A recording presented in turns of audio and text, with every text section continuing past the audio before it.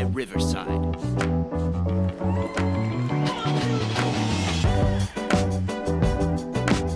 Ladies and gentlemen, this shit live. This shit live.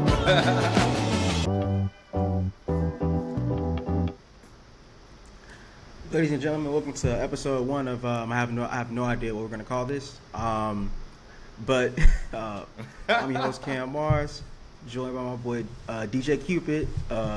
What's your other name? Craig Sir. Jordan. Craig Jordan. Lucas. That's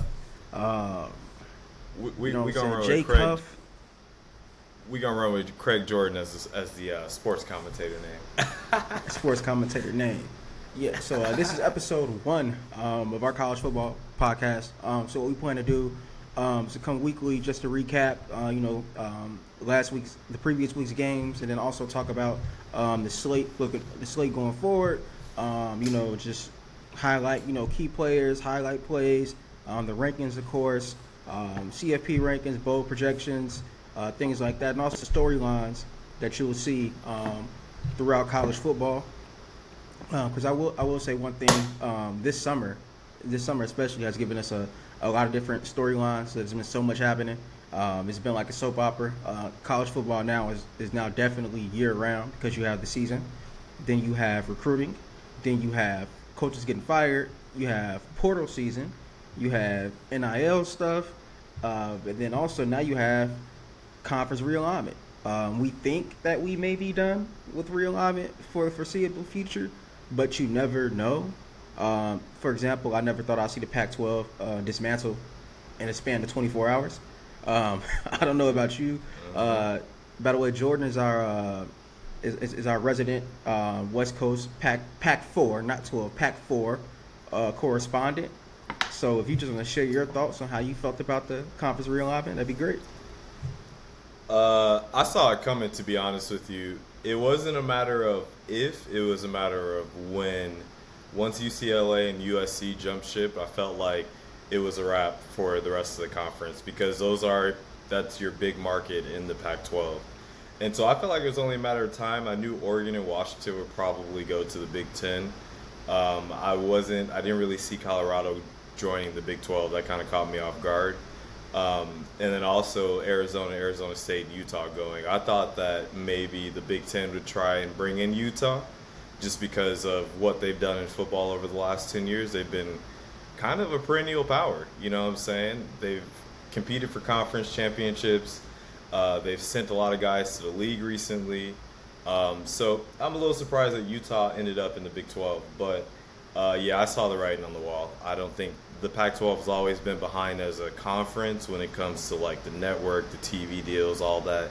Unfortunately, because we're 3 hours behind the East Coast, so a lot of people just don't see the Pac-12 that much. You know what I'm saying? Like, when's the last time you watched a Pac-12 game? So when the USC-Utah game, when it went down to the wire, not the conference championship, but regular season game, funny enough, I actually fell asleep right before it got Exactly. really good because it was too late. You know what I'm saying? It's just too late when you live in the Midwest or on the East Coast, like you said. But to piggyback off what you were saying, like for me, Colorado being basically the domino that started the chaos we saw was hilarious to me. Like I told you, like when that happened on the phone, like I feel like out of all the programs that you should lose, Colorado shouldn't be the one to hey, I'm out, and then everybody else follows. Like I felt like, and I know you said you saw it coming, but like being a Big Ten guy, knowing that the Big Ten necessarily they weren't looking at trying to grab Oregon and Washington. I felt like if the Pac-12 was able to hold on to those two schools, that they could be able to do something and maybe pull some Mountain West schools in, kind of like what the Big 12 did with pulling in the American teams. So I thought there was a path, but it kind of just like it spread like wildfire. So it was crazy to me. But also like the reason that it happens, it's kind of like what we talked about on the phone a month ago as well, is that it's all about the money. And I told you how the Pac-12 had that Apple TV deal on the table when I told you, I'm like, yo, that's a BS deal compared to what you see all these other conferences getting. Just because, like you said, not a lot of people watch the Pac-12. and then it's like you have to subscribe to Apple TV. Personally, I already have enough subscriptions. I don't want any more subscriptions, and like I'm not gonna go get one to go watch a bunch of teams I don't really care about until it's playoff time. Yeah, I totally get that. I thought the Apple TV deal, I think if it were a different conference, we'd probably be having a different conversation. But because it's the Pac 12, because it felt like a last ditch effort, it just doesn't really mean anything. You know what I'm saying? Like, I feel like if the SEC were to join Apple TV, cool. Like, I would have subscribed. But, like, yeah, I think this was just a little bit too late. And it was just too much media money that wasn't going to the Pac 12 is the reason why I feel like a lot of schools jump ship. Big 12 signed a new TV deal. The SEC, Big 10 obviously have their deals with ESPN, CBS, and Fox respectively. And yeah, it just always felt like, and it's sad to say this because for the conference as it is right now, like it's sad to see the conference go downhill like this because I do think it's still one of the best conferences in college football. That's a hill I'm going to die on. I think that actually, I'll come back to that in a little bit. But yeah, it's sad to see. But I think in this last year, go ahead. No, I was gonna say when it comes to like just the money, yeah, because that Apple TV deal reportedly was gonna net the teams around the low 20 million mark, and then when you have when you have the Big Ten where it's been reported that they may get $100 million per team in 2025. Oregon and Washington won't get that because they're late to the party, but what they're going to get is still way more than what they'll get if they stayed in the Pac-12. And then the SEC at 70-something million, I think that the ACC, as we talked about before, just the grant of rights deal till 2036, you're kind of stuck. You can't do anything about that. And then the Big 12 coming in at around 31 million. So you're 10 million. And wait. And that's shocking to me because the Pac-12 is definitely worth more than the Big 12. I feel like, at least like when you look at the conference as a whole. But I just feel like, yeah, like you said, they dragged their feet with this whole thing, and you see them missing out on all the money that they could have had. You know what I'm saying? Because honestly, I thought that they should have got a Big 12 deal. You know what I'm saying? A Big 12 like deal because it's not a bad conference. It's a premier conference still, but yeah, again, dragging their feet. Yeah, I'll give you a fun fact. And the Pac-12, yes, there are a lot of good teams in the Pac-12. But here's a fun fact. A Pac-12 team has not won the national championship since USC. That's true. Like, you don't realize that, but that's how long it's been. And I don't think a basketball team has won a national championship since Arizona in the 90s. That's true. Yeah. Yeah, it's been a long time since the Pac-12 has brought, and there was like some down years. Like there was a point in time where when USC was down, I wasn't watching no Pac-12 football. Like, I mean, I watched Marcus Mariota, but like that was about it. But yeah, I would say on the yeah, you're right. Basically, that's an interesting fact, though. That's an interesting fact. No, and like so it's all interesting how like it's really just an arms race to get for the media deals, and then you take that money from the media deals and you supply your athletic program with as much resources as you possibly can. And this just goes again to show that obviously football is king. Football dictates every move in college sports. You know, like we love the NCAA tournament. You know, like we love that. You know what I'm saying? I'm someone I watch college track when the national championships come on. And I know there's other people that, you know, they like the other college sports that you see, like, but football dictates it all. And if your team wants to move conferences because it puts their football program in a better position, that's what matters. Not your field hockey team, not your lacrosse team, not your track team, not your gymnastics team, which is unfortunate because those athletes matter too. But now it's all about football. So now you're gonna have a field hockey team or a soccer team that plays multiple times a week have to fly from UCLA. So you fly from LAX and you have to fly to Newark, New Jersey to play Rutgers on a Wednesday. That's terrible. Yeah. Like I'm not a fan of that, and I'm sure logistically, you know what I'm saying, these people get paid a lot of money. They're way smarter than me, way smarter than you. They'll figure it out. But on surface level, that's the tough thing about it. And then another thing is that, like I want to talk about, is that the impact that it has on college football, because a lot of people love college football because of the tradition, the games. People gonna say, yeah, you know, in 1985, I was at the Oregon and Stanford game, and X, Y, and Z happened, and it started a rivalry, and all of these things. I know Oregon and Stanford aren't rivals. I'm just giving an example, but people love those rivalry trophies, rivalry week. You have Bedlam. You just have tons of rivalries that matter to people, and that's why college football. That's why the fan base is so rabid, because that passion that people have, and the worries that a lot of people have now is that is going to be gone. And how and with that being gone, does that take away from the game? I don't think so, because with conference realignment, you've been seeing a lot of teams go in pairs. For example, Arizona State, that rivalry is going to be protected.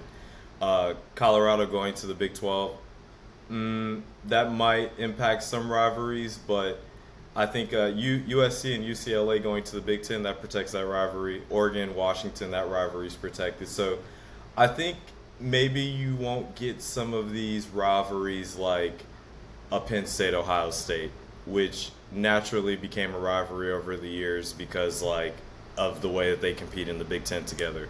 You might not see a lot of those happening, but I think the rivalries will be protected. And I think there's some way that they're going to make sure, for example, Texas and Oklahoma play every year, you know what I'm saying, etc.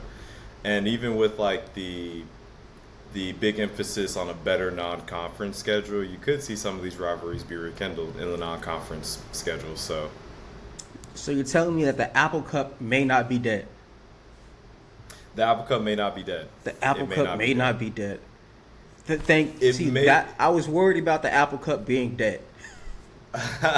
It may be one of those things where we get an Apple Cup maybe every 5 years or every few years. It might not be an every year thing, but I do think that a lot of these schools really do take into consideration rivalries, how it impacts ticket sales. So I could see a lot of these schools still scheduling each other beyond conference realignment. There's one thing I did read. I think Mike Gundy basically said that he had really no interest in trying to schedule the Civil War for Bedlam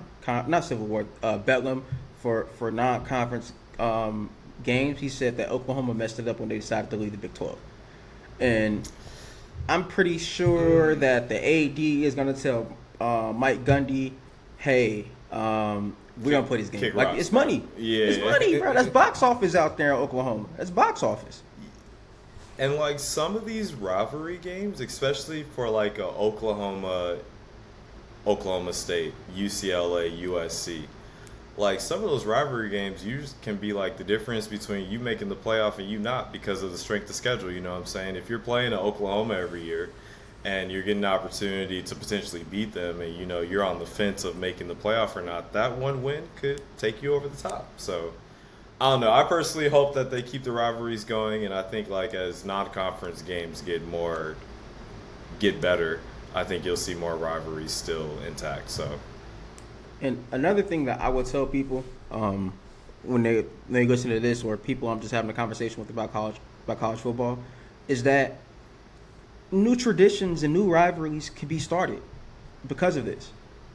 Oregon and Ohio State might be rivals. It's not a regional rival, but they can now be rivals. You can see Texas and Bama be real rivals. You can see Oklahoma become a rival with Florida. You can see stuff like that. Mm-hmm. You can see Arizona State become a rival with Baylor. Just for example, Washington be a rival with Michigan or Penn State. So or UCLA being a rival with Wisconsin. So those are things that we can see that we never thought we would see. Those are games a lot of times you can only play out on NCAA 14. But now you can see those on a consistent basis, and I feel that does add an interesting aspect to it, and also the contrasting play styles. We get to see these West Coast kids go play PJ at Huntington Bank Stadium when it's -5 outside. That's going to be interesting to see. So I tell people, don't be so negative at it. Just think about what can come from it, because it's still football. The product is still the product. It's just packaged differently than what we're used to. Yeah, and honestly, I think the consolidation is what we needed, because the last few years of the playoff have been dominated by three conferences, and usually within those three conferences is dominated by like five teams. And so now that we're seeing like a Washington or Oregon go to the Big Ten, like that throws those teams potentially into the mix for a future playoff. And now we're not saying, oh, it's the Pac-12, they're in the Pac-12, their conference is weak, etc. Now we can say like, all right, this team is in the Big Ten. They played Ohio State, they played Michigan, etc., etc. Like there's no reason why this team shouldn't be in the playoff. You know what I'm saying? Like now, everyone looks at a Pac-12 team. You lose one or two games in the Pac-12, bro, you're dead. That's it. It shouldn't be like that, but it is. You know it's true. You know it's true. Also, to put a pin on the realignment and impact conversation, we're also going to a 12-team playoff. So you can have those two losses, and it won't hurt how it hurts now. Like if you like nowadays, if you schedule a really tough non-conference slate, and let's say you lose a game that you didn't plan on losing in non-conference, and you lose another game in conference play, you're pretty much out of that conversation. Have fun at the Holiday Bowl. That's the best I can tell you, because you're not going to the playoff. you're not going to the playoff. So, and it like in this playoff era, because like no postseason format is flawless, right? Even with the 12-team playoff, it's probably going to be 4 teams between 12 through 16 that could be like, we should be in there. But in this playoff specifically, like, there have been a few teams that have definitely gotten past that we all were like, it's a no-brainer. Like, it is what it is. But, yeah, we'll see. I'm curious to see. I am curious to see. No, we'll definitely see. Like I said, I'm curious and excited on that note, but that's 2020. That's a deeper conversation for 2024. To keep it in 2023, I want to hit on the AP Top 25. I know we talked about this offline a little bit last week or week before last. But yes, I just want to go ahead and touch that. I guess I'll read off all 25 teams for listeners' purposes. Of what we have. And yeah, so we have Georgia at 1, Michigan at 2, Ohio State at 3, Bama at 4, LSU at 5, SC at 6, Penn State at 7, FSU at 8, Clemson at 9, Washington at 10, Texas at 11, Tennessee at 12, Notre Dame at 13, Utah at 14, Oregon at 15, K-State at 16, TCU at 17, Oregon State at 18, Wisconsin at 19, Oklahoma at 20, North Carolina at 21, Ole Miss at 22, Texas A&M at 23, Tulane holding it down at 24, and Iowa at 25. And I want to say we have. Wait. Whoever, I'm not gonna lie. Hey, yo, there is no way that Iowa should be in the top 25. Let's be real. Yeah, I wanted to put that. I thought about putting that like in the notes for this section, but then I was like, I'll say that to the Big Ten. But I did want to give an honorable mention and a shout out to Illinois holding it down, and others receiving votes with 3. Holding it down. That's funny. Holding it down. That's funny. That's funny, but yeah, nah. First of all, let's start out with Iowa is not a top 25 team. Like, and honestly, I'm gonna give you a little foreshadowing. The only reason why I would pick Iowa to win the Big Ten West is because it's the most consistent product we know we're gonna get this season, like, etc. But Iowa at 25 over like Texas Tech, South Carolina, like, nah, bro. That's like a reputation vote. Yeah, Texas Tech is good. I will say, I'll touch on the Iowa thing real quick. I want to save a lot of it for when we get into the Big Ten. Them being 25 lets me know that the voters think that Cade McNamara and the few weapons that they brought in this offseason through the portal makes their team that much better offensively. Because it's not a defensive question with Iowa, it's an offensive question. So the question is, does Cade McNamara make that team that much better, where they will be a top 25 team throughout the season? That's what you don't have to answer right now. Let's put a pin in it. Let's say that when we get to the Big Ten. I do want to ask you, since you are our resident Pac-4 correspondent, is there an argument for Washington to be higher than number 10? Absolutely, bro. Like honestly, I'm gonna keep it 100 with you. There's no reason why Florida State and Clemson should be ranked at 8 and 9 over Washington and even Tennessee, bro. Like I think that is insane. I Florida State had a great year last year, and they have a lot of dudes coming back from last year, second year. But I don't think they're 8th in the country. No, nah. And Clemson, for what it's worth, I know Clemson has been like, kind of the bastion of truth in the ACC. They've been really consistent. They're about to go on potentially to win 8 out of the last 9 ACC championships, and that's cute. But like at number 9 with quarterback questions, I don't know. That is Clemson's question. Like you keep bringing up all the things I want to bring up in the conference conversation, but I will say this. Like no, you're totally fine. I will say this. Like we talk about the preseason polls all the time. Preseason polls, it's a name game. It's a name game. Mm-hmm. And guess what? And the TV thing. Yeah, and the TV thing. Washington has a big presence. Washington's a good program. We know that, but we know people want Florida State to be what Florida State was. And if and they're showing signs of life, so if a blue blood shows sign of life, they're going to get benefit of the doubt and get placed at a certain spot in the rankings. Like all they need is a little sliver. All these voters need is a little sliver that allows them to show blue blood bias, and they will show it. Because we see this every time Texas wins like 4 games. Like if Texas wins 4 out of their first 5, they're number fucking 13 in the country, and they're really trash. So we see this all the time, and I think Florida State's going to be really, really good. I think they're going to be good, but Washington's good as well. I do think there's an argument for Washington to be in the top 10. I mean, to be higher than 10. Michael Penix is a really good quarterback. They have the receivers coming back. Kalen DeBoer is a great offensive mind. Go ahead. They did lose Robinson for the year, their number 1 running back, though, out for the season. He got hurt in practice last week. So that could hamper things a little bit. But yeah, bro, come on. Like, bro, Penix was slinging that thing last year, and it was honestly, there's Caleb Williams and there's Michael Penix. And Michael Penix is not that far behind Caleb Williams, you feel me? But, sorry. I think, Washington should definitely be at least behind Penn State, I would say. I don't know if I would rank them over Penn State, but they're definitely like up there, probably 7 or 8 for sure. I don't think Penn State should be 7, but wait till we get to the conference. We got a lot to talk about.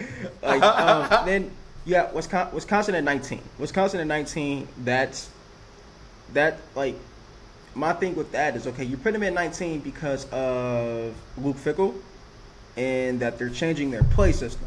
But I feel like that when you have such a big overhaul as a team, it doesn't come together quickly. Like they're not gonna look like the 19th ranked team in the country the first 4 games in the season, and that's what this ranking should be based off of. Not Wisconsin could be the 19th ranked team at the end of the season. So to make myself look good, I'm gonna put them at. You know what I'm saying? Like I don't. What did Wisconsin win? 6-7 games last year. I don't think that you can. Last year. Yeah, I don't think you could put them at 19 with so much transition, so much turnover.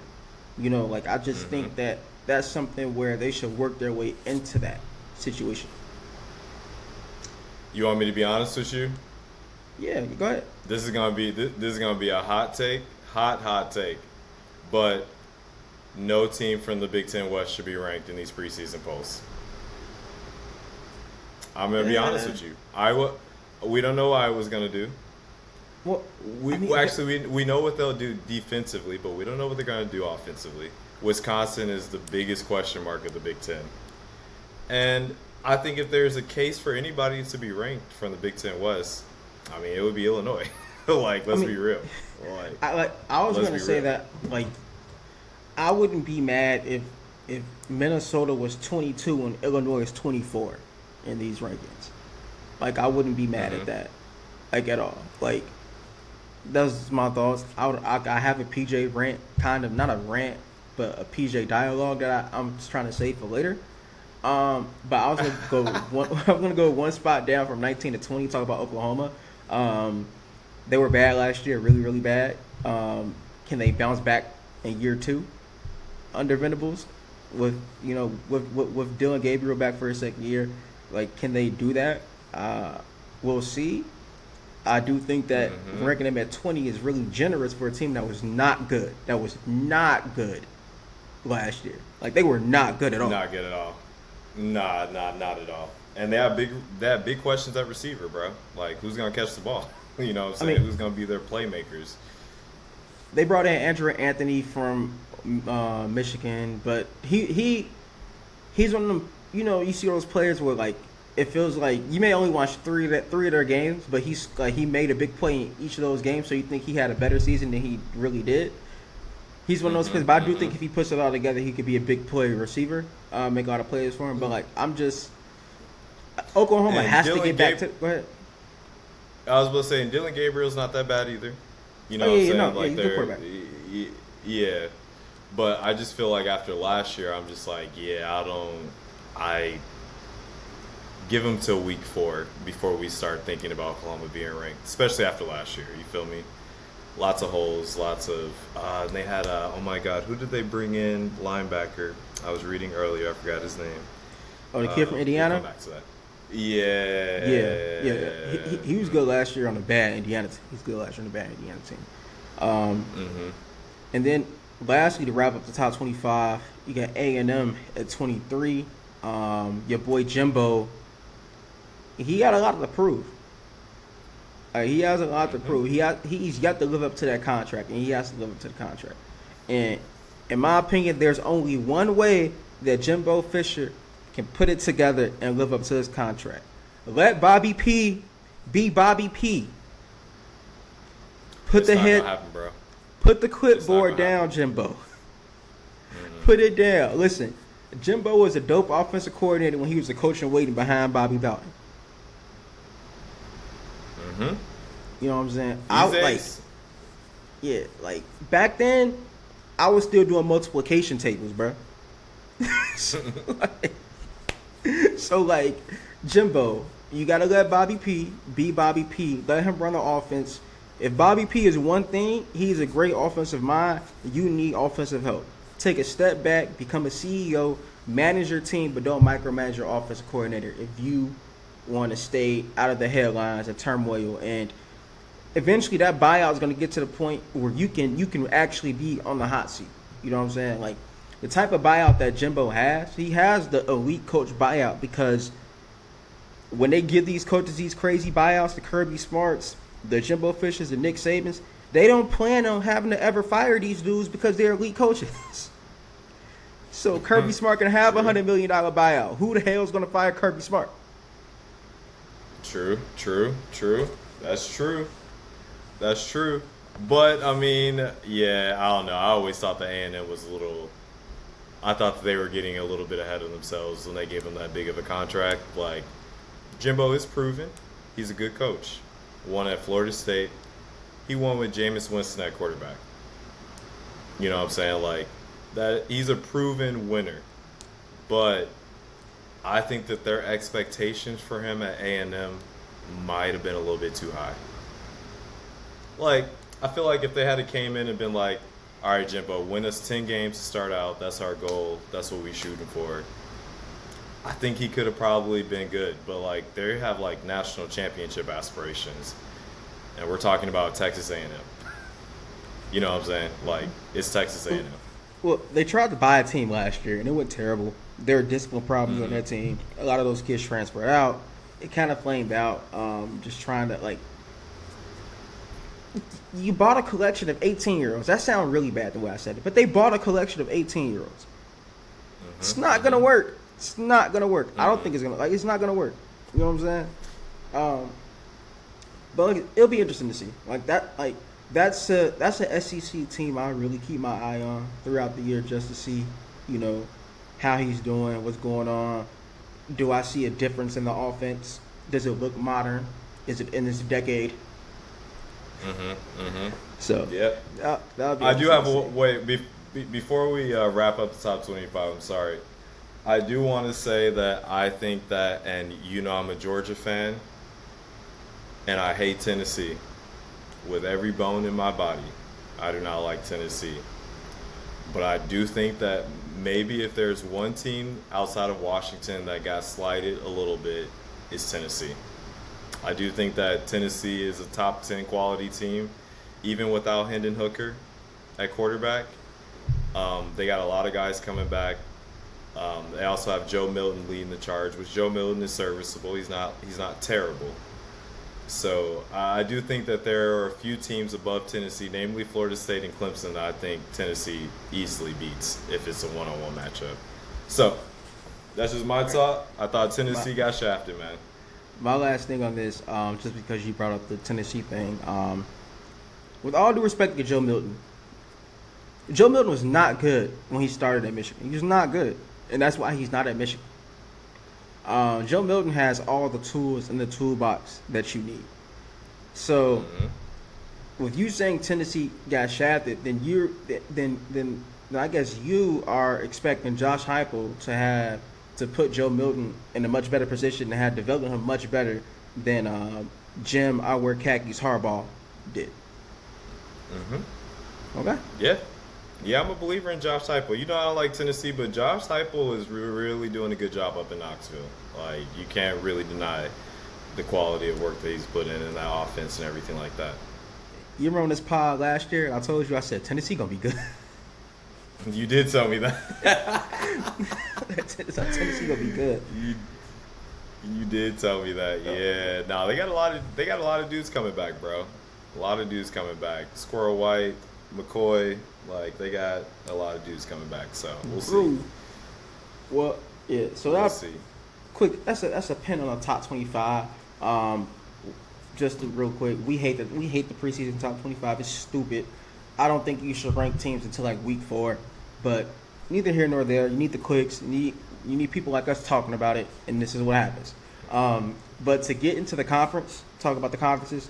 Want to start with the ACC. It's kind of like an alphabetical order. But so a lot of people see it as like a 2-team race: Clemson and FSU.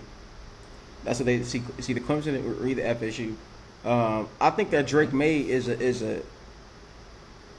like that. He's the next level. He's like that. I think Drake May can elevate the players around him.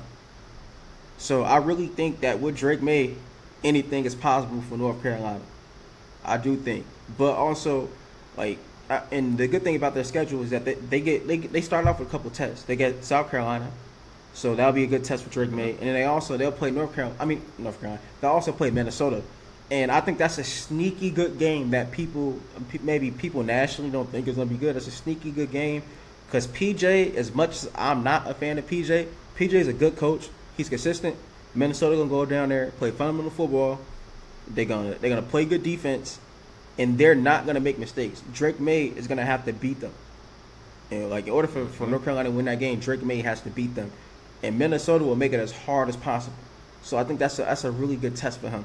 To face a Big Ten team, a team that's not going to lay down, a team that won't make mistakes, a team that's going to try to keep him off the field as much as possible and play ball control Big Ten football. Yep. Okay. So I think that's going to be fun to see. And then the thing with Clemson, Clemson is always the most talented team in the ACC. I don't think that's ever a question of how talented Clemson is. The problem is that their quarterback play hasn't been the quarterback play that we had grown accustomed to. So for them, the thing is, okay, well, is your quarterback play gonna get back to? I'm not even gonna say it has to be generational because that's what it had been with Deshaun and Trevor. That's generational. Can it be a tier below generational? No, I think for Clemson to win, they need a Trevor Lawrence.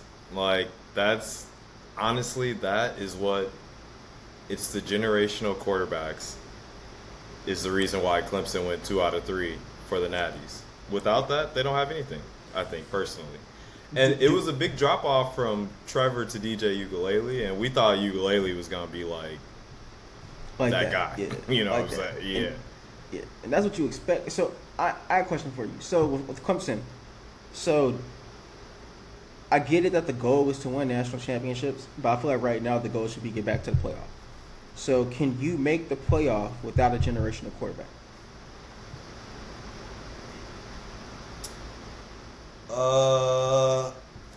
See, I think nah, honestly, because like the problem with the ACC is that like there are teams that are catching up to Clemson right now, like the Florida States. You've seen like the North Carolina States be consistent, Notre Dame, etc. So I think without a generational talent quarterback, I don't think that Clemson team makes the playoff. Like, because the whole dynamic of Clemson's offense is like poetry in motion. It's efficient, it's smooth. And those are things that generational talent quarterbacks create. You know, they create that kind of dynamic in your offense. So, I don't know. I would say if they can't find another generational talent, I would look for Clemson to struggle. Now, I think the floor for Clemson is still 10 wins. And that's a good season. Pretty high floor. You know. Yeah, that's what I'm saying. The floor for Clemson is still 10 wins. But I don't know if they get back to the playoff anytime soon without excellent quarterback play. And we don't know if Cade Klubenik is not generation. He got some time and he played as a true freshman a little bit when he was replacing DJ. He didn't look terrible. You know what I'm saying? True freshman. He made some plays. So we don't know that he's not that guy. He could be that guy. He could develop into that guy. Another thing I think that's been plaguing Clemson usually has the big receiver. You know what I'm saying? They've always had a big receiver to pair with their quarterback. They haven't had that recently. So they have to get that back into play too. And as we talked about, I think Dabo has changed his mind on this. I'm not 100% sure, but as we talked about last year, how Dabo was falling behind because he had refused to use the transfer portal to supplement his roster. So we may be seeing that. And I think you need that. Yeah, and then if you want to keep up, you have to. So the past few years, we've been seeing the effects of that. So I'll have to double check and verify. Like, I'm pretty sure he has adjusted and changed his outlook on that. Hopefully, but yeah, that was it. That was also that Clemson defense has been terrible too. Like, I mean, we remember those Trevor Lawrence and Deshaun Watson years. Clemson had one of the best defenses in the country, and last season they're giving up 45 points in 2 overtimes to Wake Forest. And I saw that Wake Forest team last year. It was cute. Sam Hartman had game. It was a nice story, but there is no way that Clemson team should have gave up 45 points to Wake Forest. No, bro, no. Sorry. No, I'm not. I can't let you say that because the past few years, Wake Forest has a really good offense. They had a really good quarterback in Sam Hartman, who left in the portal to go to Notre Dame. Now he's Notre Dame's starting quarterback. Sam Hartman can fucking ball. He can. I'll agree with that. He can ball. Yes. Shout out to QB1, but he was on that show back in the day. But if this is like a typical Clemson team with like that stout defensive line that we're used to, like, yeah, there's no way they give up 45 points to Wake Forest. But you said it was a double overtime game too, though. It was double overtime. It was, and I don't think it should have been that close, bro. Like, on Wake a normal Forest year, was good. it's not that close. Wake Forest. They were.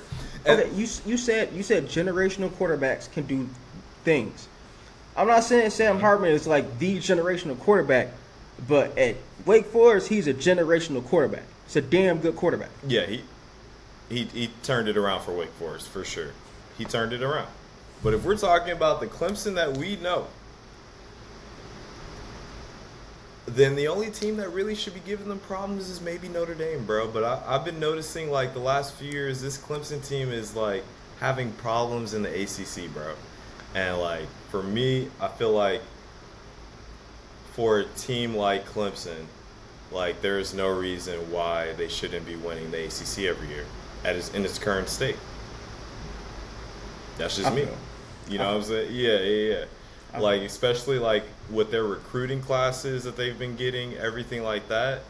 Like, even with the emergence of Florida State, I still think the conference is Clemson's to lose. You know what I'm saying? So, but to answer your question again, yeah, I think it's going to take a generational talent to get Clemson back to that national championship level.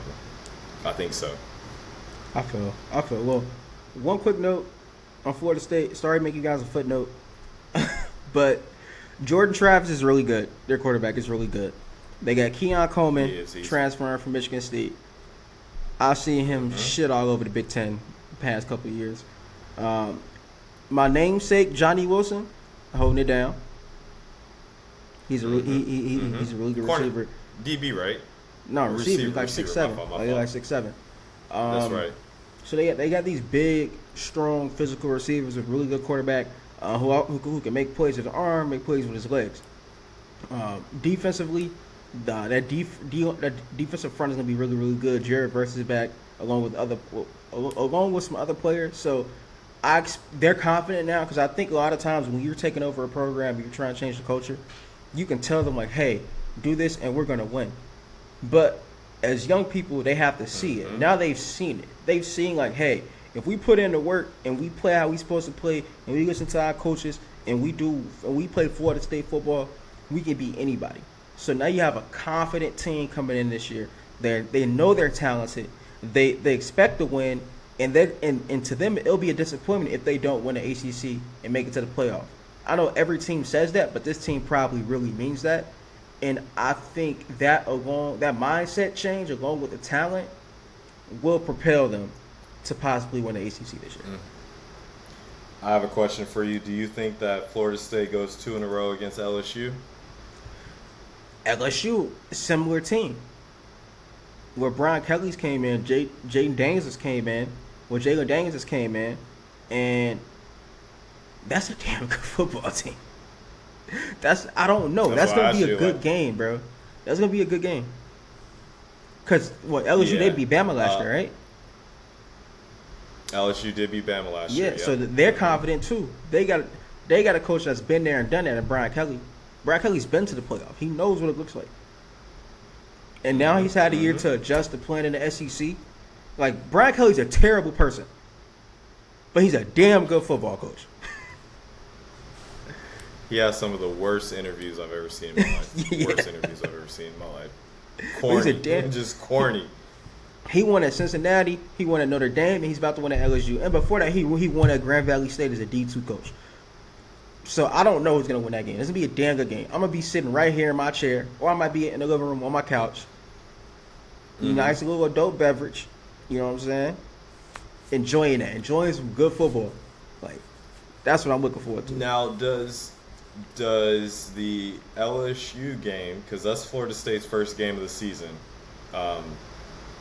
do you think that game kind of sets the tone for the season, or do you think it's one of those games where whatever happens, but it won't affect their season that much? I mean, think about last year, how that game went, and both teams ended up doing good things. And I caught them mid, so I apologize. I tweeted out. So you said this was a great game between 2 8-5 teams at the end of the season. Yeah, so that's my apologies. I was wrong on that. I mean, you use it to set the tone. If you win that game, you use that to set the tone. You use that to set the tone. And if you lose that game, you tell your locker room. Like if you lose that game, you tell your locker room like, yo, listen, we're gonna flush this and move on to the next week. But I want you to never, ever, ever, ever forget how you feel right now losing this game, and how you don't want to feel like that for the rest of the year. Okay. You know what I'm saying? Yeah, I don't think I think both teams are going to be great regardless. I think this is probably going to be one of those like game of the year games that we rarely get, but we got it, and I don't think it really affects them if they lose or not. Now, if Florida State comes out or LSU comes out and they get blown out, it might be a different conversation. I'll say the good thing about this game too is that somebody has to lose this game. So whoever loses, you still, all your goals are pretty much intact. All your goals are still pretty much intact because it's a non-conference game.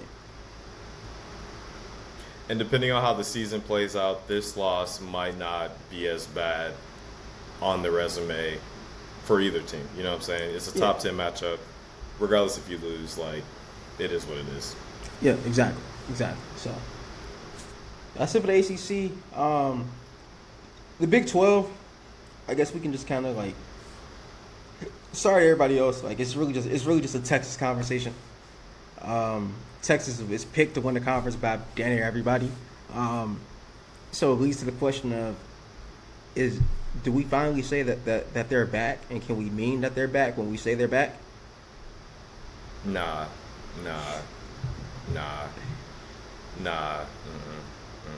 You gotta see it first. One Big 12 champion. Yeah, one Big 12 championship is cool, but I'm not gonna be like Texas is back because like, what is this gonna mean in the grand scheme of things when they go to the SEC? You know, I mean, like that's more or less where I'm at. It's a talented football team. It's a really talented football team. And I would say winning back to the whole confidence thing because it matters. It really matters. Leaving the Big 12 with a bang. And they also played Bama this year too. They hung with Bama last year. They hung with Bama last year when Quinn Ewers got hurt. So they're going into that Bama game saying like, hey, that got away from us. We gonna start starting quarterback, and we still could have got that. That's a game that got away from us. So they going into that game knowing that they can beat them. And guess who Bama don't have this shit? Guess who not running out that tunnel? Bryce Young. Bryce Young is not running out that tunnel. And he made some plays in that game that saved them. And I remember watching that game. I remember watching that game. And I texted a friend of mine. I said, Bama's a 9-3 team this year. And I got laughed at. I'm watching this game. This is not the normal Alabama team. They're lucky to have won this game. I said, Bama's a 9-3 team. Blah blah blah. It just didn't look the same. In that game, I could feel that, and that's a whole Bama type of thing. But anyway, back to Texas. Texas talented, man, and I would nobody be surprised if they beat Alabama. Oh yeah, I think they're gonna beat Alabama this year. I think this is the year that they'll beat them. And if they beat Bama, who can't they beat on that schedule?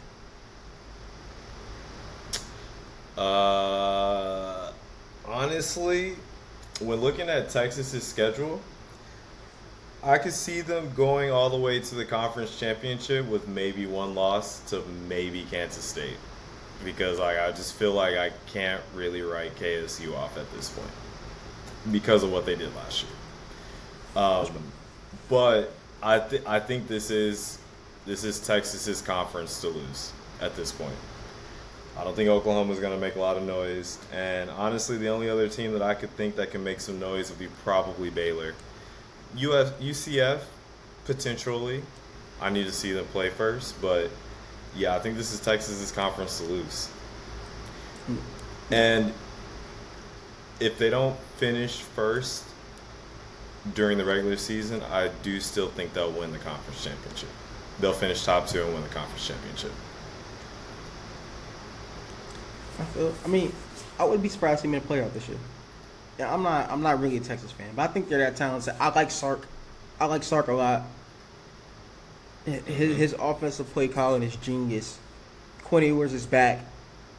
He had last year was his first year starting. I think a lot of the inconsistencies, especially in that Oklahoma State game, especially I think that'll be cleaned up. There were a lot of freshmen. That was really bad. That was a really bad game. There were a lot of freshmen and sophomores playing for them last year. They're maturing. This is what Sark's third or fourth year. So that culture, his philosophy, his culture, philosophy, things that he wants done, how he wants his program to be, how he is, the expectations that should be all through the program at this point. He has his guys, so to say. And I think that matters a lot on the field as well. And kind of like I said with Florida State, the expectations there of, hey, we're Texas, this is where we belong, this is what we're going to do, and we're gonna win the Big 12, we're going to go to the SEC, and we're going to win that shit too.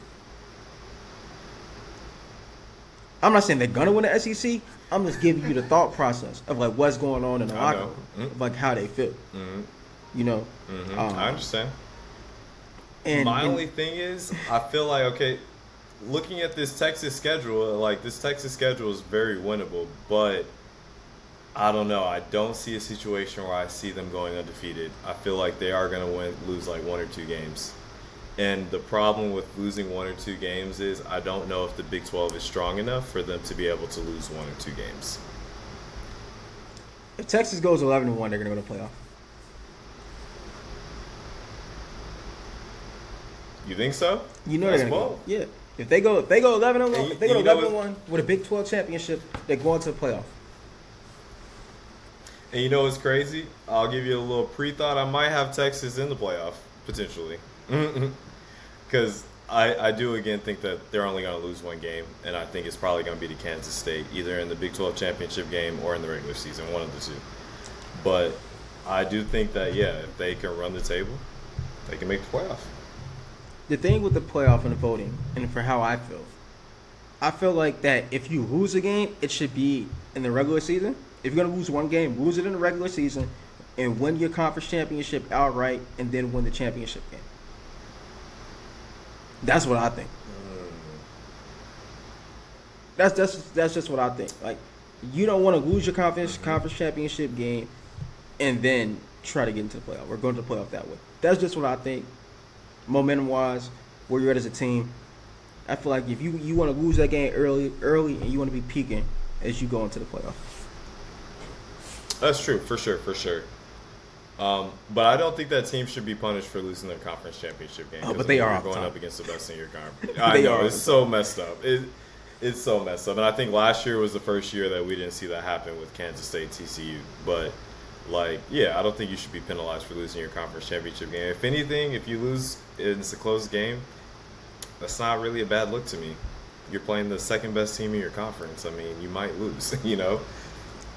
I mean, I'm not arguing with that.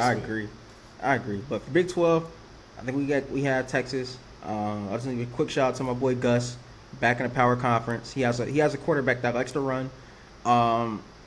They maybe not this year, but in future years they're recruiting really, really well. And Gus is Gus, so I expect to see that happen.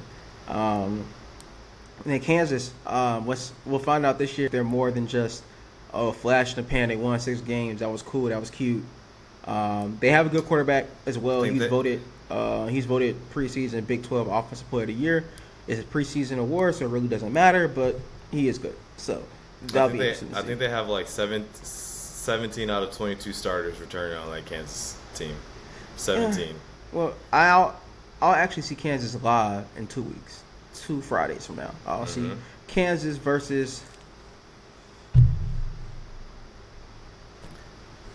17 returning starters, bro. That's a lot. I don't care. 17, bro. How many returning starters y'all got, bro? 17. That's a lot. Enough. I don't care. I really don't care. It'll be a good game. I'm excited to see it. It'll be interesting. But let's take it. Let's take it to the Pac-4. Is it just USC, Utah, and Washington? That's it. That's the top 3. Nah, I think, honestly, me personally, I'm picking Washington to win the Pac-12. But I think it's really going to come down to Washington, USC, Utah, and maybe Oregon or Oregon State, one of the two. I'm not sure because DJ Ugalele transferred to Oregon State. So I'm not sure how that's going to work out. I think that maybe you see a revitalization of his career at Oregon State. And they've got a lot of guys coming back last year from I think it was like a 10-win team. They won like 19 games, yeah. Yeah, so third-year head coach. I think they might have something to say. And honestly, Oregon is really a toss-up because you just never know with Bo Nix. Listen, you just never know. Bo Nix went out west and changed his life. He changed the narrative. I'm happy for Bo Nix. I really am. You know, I was dragging Bo Nix before the season started last year. Like, wasn't a fan. I'm a fan now. He's made me a believer. I believe in Bo Nix. I also believe. Now you see what I was seeing as a freshman at Auburn, right? You see it. I mean, yeah, but it just wasn't. It just didn't go anywhere at Auburn. It just didn't go anywhere. True, that's fair. I'm excited to see that. I also believe in Bucky Irvin, his running back, Chicago native, really good player. And my thing is, okay, USC is favored to win the conference. Utah's right. Utah has won the conference 2 years in a row. Utah, and they didn't just win. They didn't just win last year, bro. Like they won. Utah's a damn good program. Like Utah, to me, Utah's a team to beat. I understand the paper that USC has on talent. I mean, the talent USC has on paper, but this is still a Lincoln Riley type defense. Alex Grinch is still the coordinator. He was a bad defensive coordinator at Oklahoma. He's a bad defensive coordinator at USC. That's a lot still of questions a on problem. their D-line. Defense is still a problem with USC. Utah is a physical team. They play physical. They play a physical brand of football. And I think with the way that the Pac-12 quarterback situation is set up, so good. I don't think USC can really afford to be in a shootout with any one of these quarterbacks. Bo Nix, DJ Ugalele, fucking what's his face from Utah? Oh my God, Cam Rising from Utah. You know what I'm saying? Like Mike Penix at Washington. They just cannot afford to be in shootouts this year, which I think they will be in a lot of shootouts. Like we're gonna see a lot of Pac-12 games, especially at the top end of the conference, be like 45 to 42 games. You know what I'm saying? So no, I don't think that it's just USC. I think that honestly this year it's gonna be a toss-up, but it's not just like a one-team race with USC. Yeah, I don't think this team's gonna win a conference, but I like Arizona, just cause. Like Arizona, I like Arizona. Why you like Arizona? Arizona's not a bad team. Arizona has a good quarterback. Jetfish is a good coach. They have some weapons on the perimeter. Like, I think they're one of those teams that may, like that's it. They won't win a conference. They won't win a conference, but they may mess somebody else up from winning it. Pac-12 out the dark, man. It gets freaky. It's gonna be crazy this year, bro. Like honestly, I think that team for me is definitely Oregon State. I think Oregon State is gonna ruin one of the top four's parties. Like they're either gonna ruin USC, Utah, Washington, or Oregon, one of the two. But I think they're gonna have something to say before it's all said and done.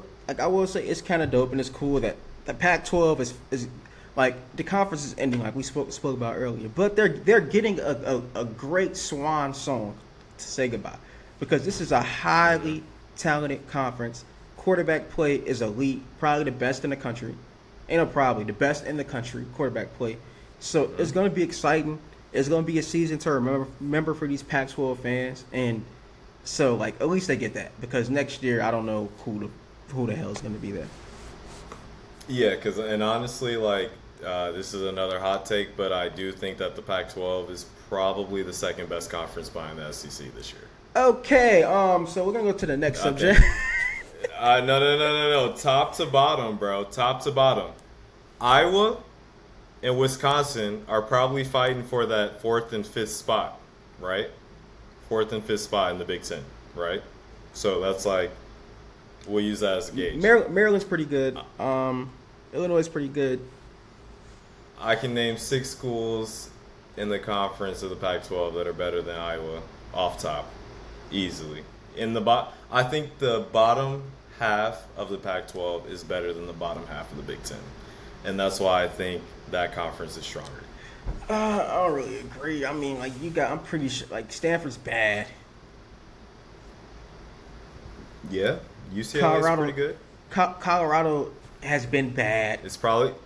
Colorado's probably gonna win 8 games this year. We'll see. If Colorado wins 8 games, another team is gonna drop. Okay, fair enough. But I think I think when you compare, the only other conference that they can't beat is the SEC, and that's because the SEC is incredibly top heavy. I mean, the Big Ten has. Ohio State, Penn State, Michigan, like. Outside of that, come on, let's be real. Maryland's good. Speaking of the Big but is Maryland beating? Maryland has a quarterback. Beating an Oregon. Like Tua little brother can ball.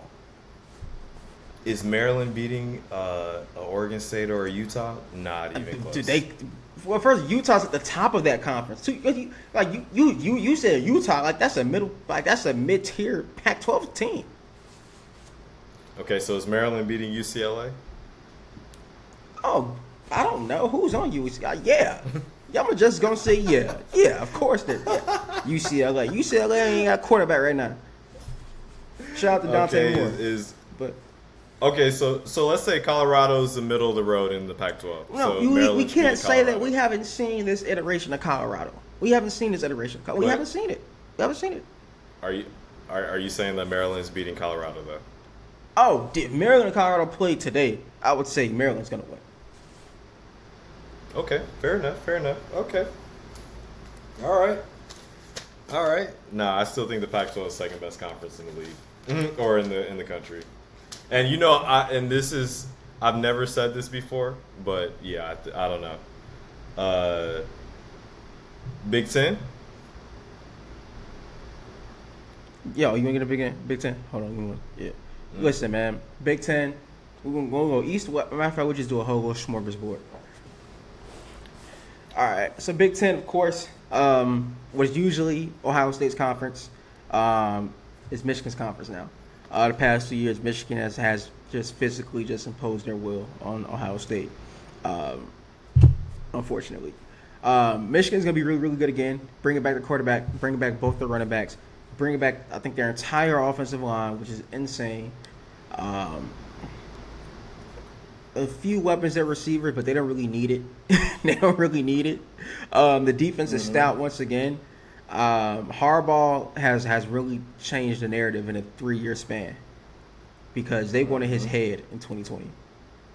My man's took a pay cut. My man's took a pay cut and then went to the Natty. They did. Yeah, they were ready to get him up out of there, bro. Like quick. I'm mad that they didn't because if they would have got rid of him, that would have set them back again so much. That would have been great. At least about 10 years, probably. At least 5-10 years for sure. Honestly, yeah, it's Michigan's to lose at this point. I like Michigan. I don't like Blake Corum that much, but I was a big Blake Corum fan, and now after seeing Blake Corum last year. Yeah, I'm not the biggest Blake Corum fan. I told you last year. He's a great running back. I told you in the preseason. I said he's not the best running back on his team. Nah, he's not. He's by far not. I was like, he's not the best running back. Donovan Edwards is better than him. Yeah, but it makes a hell of a stable for running backs. You know what I'm saying? Yeah, hell of a stable. Hey, yo, I'm gonna take a big shot and say I do think that this is the year that Penn State beats either Michigan or Ohio State. And I think it's probably going to be Ohio State. I don't think that Penn State... Go ahead, my bad, go ahead. I don't think that Penn State beats Michigan this year, but I do think that they might have a shot against Ohio State. So you think Ohio State is food? Or, no, not even food. I would say this. Penn State matches up better with Ohio State. Michigan plays a physical brand of football. And they when they play, they just try to impose their will on teams. I will say that the narrative on Penn State this year is that they finally have an offensive line that can bully defensive lines, and they have good backs, so they can so they can run, so they can start running the ball, and a little bit different than the Saquon way, where it's big play, big play, big play. But now they can grind you out. They can lean on you. They can come in the second half and just lean on that defense, lean on that D line, and just really just control the ball if they wanted to. That's the narrative out. So if that's true, that does give them a fight with Michigan. But if we're just going based off last year and what we've seen historically, they do match up better with Ohio State. But this will cause like them beating either one of those teams will have to force James Franklin to be a good coach. Use his mind, make adjustments. True. Make adjustments. Have a backup quarterback ready. And he claims that this year he wants to have a package for his backup quarterback. Finally, you want to do something with the backup quarterback. But hey, wait. When he said that his backup quarterback did not get any reps in practice, that one time, I was like, come on, bro. Like, that's like coaching 101. You always give your backup reps. Like, what the heck? Put that kid out there to die against Iowa. Mm-hmm. Like, come on, man. Like, come on, man. Like, and fun fact for you, Penn State has never, or at least since in the current iteration of the Big Ten, Penn State has never beat both Michigan and Ohio State in the same year. So in the James Franklin era, is what you're telling me? Yeah. Oh, In the James Franklin era, they've never beat Michigan and Ohio State in the same year, and I don't think this will be the first year. You know what I'm saying, that they do that. Like, honestly, I was about to say, I think the Big Ten East, it might end up as a 3-way tie. It just might. So 3 teams with 1 loss. It just might, because I don't think Michigan beating Ohio State is as cut and dry as the analysts and everybody says. I think that's a closer game. I don't know if Michigan can get them 3 times in a row. And Ohio State's got some crazy weapons coming back. Crazy weapons. Possibly best receivers in the country, you know. Yep, Marvin Harrison Jr. definitely best receiver in the country. Like, I will say on Ohio State, like, they still haven't decided on a quarterback between Kyle McCord and Devin Brown. So that's the thing there. They have to get that nipped in the bud. I know their first 2 games, I think it's Indiana and Youngstown State, so like you can kind of just figure it out then. And then by the time you play Notre Dame, though, I'd imagine that they will want to be decided on who the next QB would be. So that'll be interesting. Penn State, like I said, if they're like from how they're being portrayed, for how James Franklin is talking about this team, for how Big Ten experts are talking about this team, from where they're ranked in the preseason polls, this has to be the year that you get it done. You have to get it done this year. If you don't get it done this year, and let's say you lose, if James Franklin loses 3 games, the conversation shifts. It's a different conversation. It's more like a hot seat conversation. Exactly. And so he has to have his team ready to go. Week 3, James Franklin goes to Champaign, Illinois, to play Illinois. Big noon kickoff. I hope it rains. I hope it's a rainy day. That's gonna be a test, though. That's gonna be a test. That's gonna be a test for Drew Aller. His first full year starting. He played 10 games last year. Got his feet wet. It's gonna be a test against that Illinois defense. That Illinois front 7 is one of the best in the country. So if Penn State offensive line if that offensive line is what people say it is, we'll see it week 3. We don't have to wait till the end of the season. We can see it week 3, because that's a game where I think nationally people will say, "Hey, Penn State's gonna walk all over Illinois." I think that regionally, Big Ten people will say like, "Hey, this is a game to watch, because this could be a game. This game will tell us early who Penn State is." Yeah, I agree with you, because their next big test isn't really until, I mean, they have Iowa, but is Iowa really a test this year? Do we know that? Defensively. Yeah. But they got Iowa at home, so I feel like, I don't know how much of a test that really is. But after Illinois, their next big test isn't until Ohio State at the end of October. You know what I'm saying? So, yeah, we'll see if this Penn State squad can go into Champaign and get the W. Yes, it's sneaky game. Real quick, want to just hit on the other teams in the East. Rutgers, the Greg Schiano. Rutgers is one of those teams where I know they cannot wait until the divisions are over, because they do not stand a chance. Where on their side of the conference, it's just like, yo, let's aim for 6. We're probably gonna get 4 or 5. As far as wins goes. They're just in that position. Same thing with Michigan State. I won't say same thing, but Michigan State, like I said, they were really, really good in 2021, really, really bad in 22. What are they going to be in 23? Keon Coleman is at Florida State now.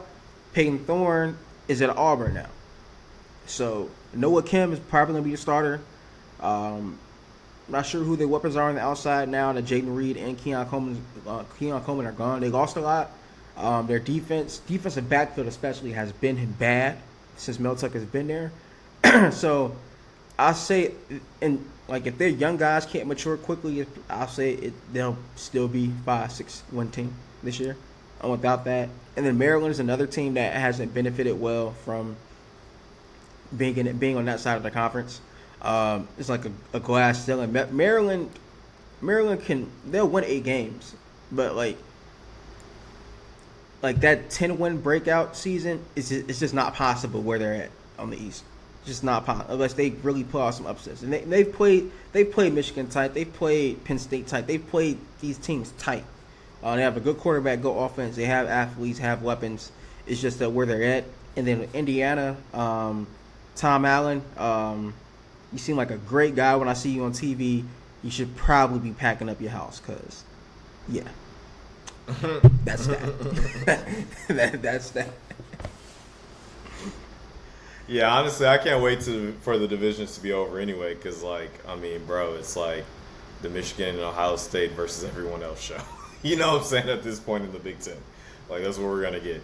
And I feel like the only time that one of those teams like Rutgers or Maryland could potentially even, like, sniff some greatness, like 10 wins, is, like, those years when, like, there's probation or sanctions or, like, stuff like that. You feel me? That's been a while since the last time that happened. I don't think Rutgers was even over here.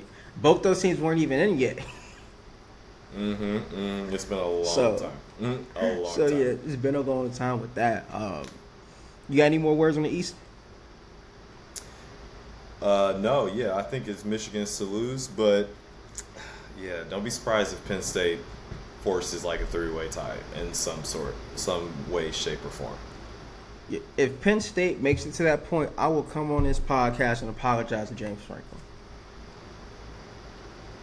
I think you might be owing him an apology this year, bro, because I don't know, this Penn State team, it could be special, bro. It could be special. I will apologize to James Franklin, which is something that I would never, ever do to Scott Frost. Ever do for Scott Frost. Scott Frost is just terrible, though. He's a terrible coach. Terrible coach. Yo, I'm so mad, Scott. I'm so mad he's gone because, like, I don't even have a rant. I only got a rant because he's not there. Yeah, nah, Scott Frost, like, that was one hell of an era. One hell of an era for Nebraska. Oh, that's a perfect segue to the Big Ten West, where most experts have Wisconsin winning the conference. They have Wisconsin winning the West. Like, well, I talked about earlier, like, too much turnover. The turnover. There's no continuity. New coaching staff, new players, mix of old players. Like the air raid coming to Madison, Wisconsin. That's going to be interesting to see. It may work, but it's not going to work early. It won't work early. And the Big Ten West is a good conference, fundamental conference, well-coached conference, and it's the path to them winning the conference isn't going to be as easy as everybody thinks. Like, I don't think they should be runaway favorites. Understandable. Yeah, I just don't see it quite yet. I mean, honestly, I think the safe bet is to pick Iowa or Minnesota over Wisconsin at this point. I think that, yeah, I mean, like, we just don't know what Wisconsin's going to look like. There's just so many question marks. Yeah, like, they might be the most intriguing story of the Big Ten because you just don't know. I mean, they got a lot of really young guys on the offensive line. But they also got some guys returning in the skills position. What's his name? Tremere Dyke is coming back. He's a senior. Chimere Dige. Okay. He's a senior, but like outside of that, like they got a lot of guys coming in that are young transfers too as well. And so yeah, we'll see. I think that the safest bet would be to pick Iowa, to be honest with you. Like, Iowa doesn't really have to improve much for them to win the West, I think.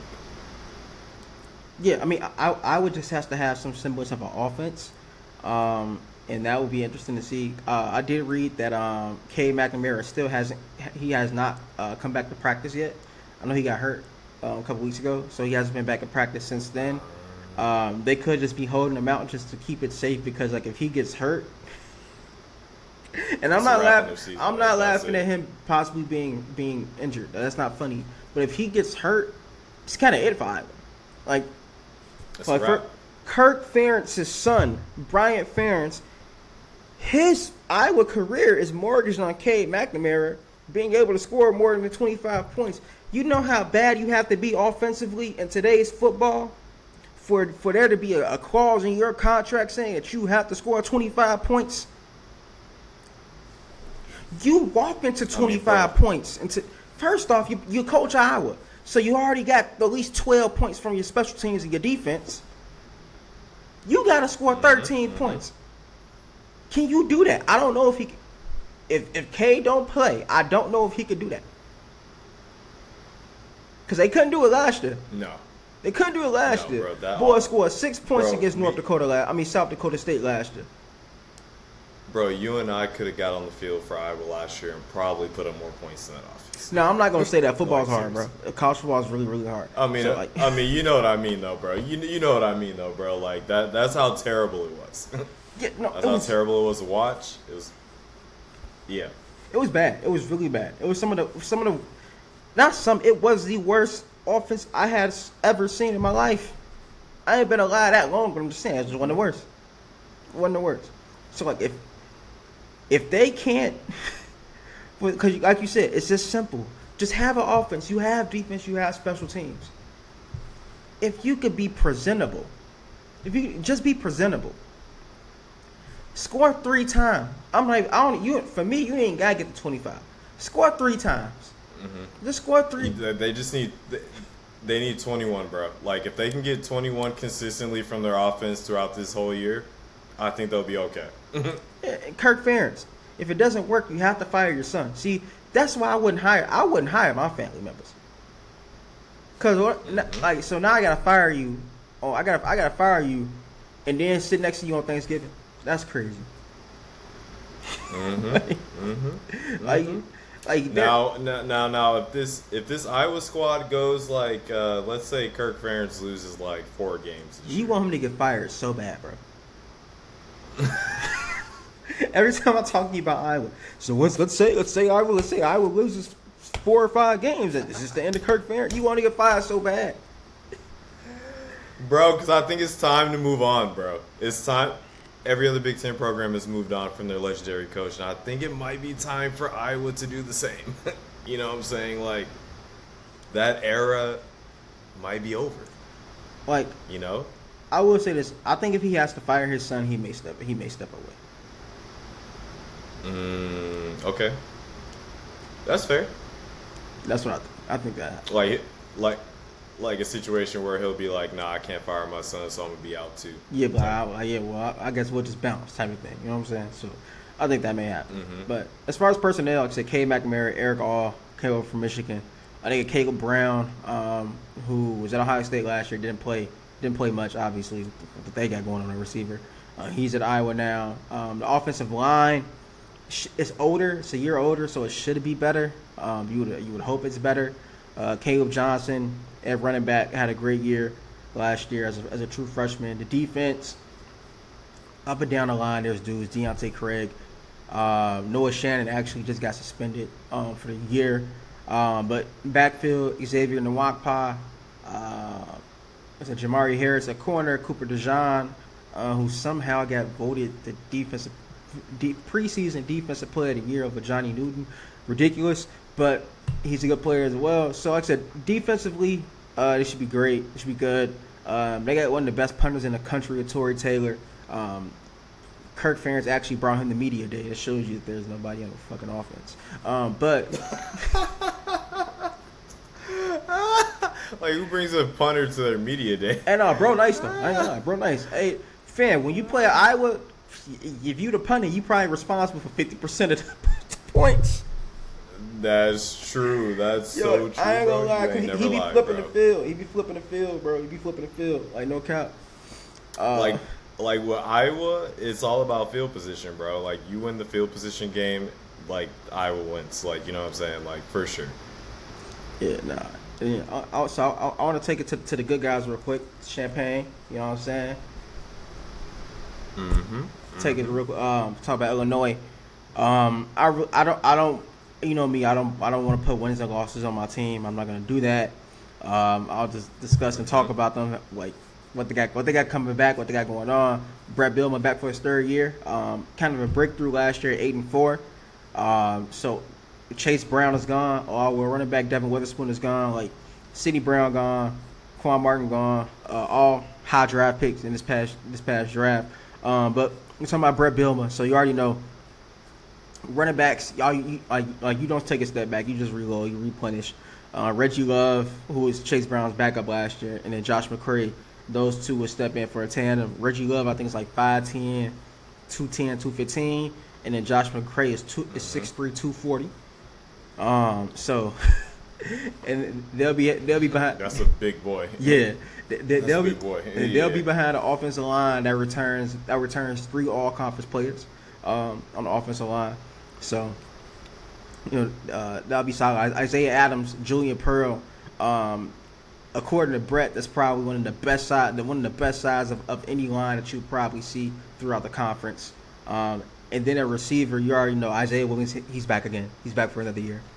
Right. He's back again to do Isaiah Williams things. I think he's the second leading returning receiver in the Big Ten behind Marvin Harrison. So okay, definitely expecting a big year from him. But now our starting quarterback is actually a transfer from Ole Miss. Luke Altmaier is actually our so he's back up from Matt Corral and Jackson Dart at Ole Miss. So he came over from the Lane Train to Champaign.